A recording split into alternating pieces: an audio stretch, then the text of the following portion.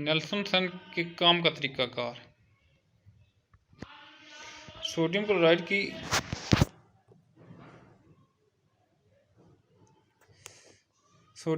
की aqueous solution में Na+Cl के माइनस नेगेटिव आयन मौजूद होते हैं। आयन अपने मुतल्लिका इलेक्ट्रॉन की तरफ वर्क करते हैं। मुतल्लिका इलेक्ट्रॉन पर रिडॉक्स रिएक्शन वाक़ होता है। जब इलेक्ट्रोलाइज होता है तो Cl एनोड पर डिस्चार्ज होने लगते हैं और क्लोरीन गैस सेल के ऊपरी हिस्से पर गुंबद की तरफ बुलंद होती है। H+ आयन कैथोड पर डिस्चार्ज होते हैं और हाइड्रोजन गैस पाइप के जरिए बाहर निकल जाती है।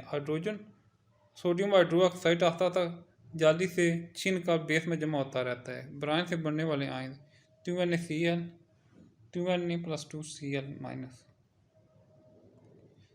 एनोड पर ऑक्सीडेशन 2Cl into 2HCl+2I।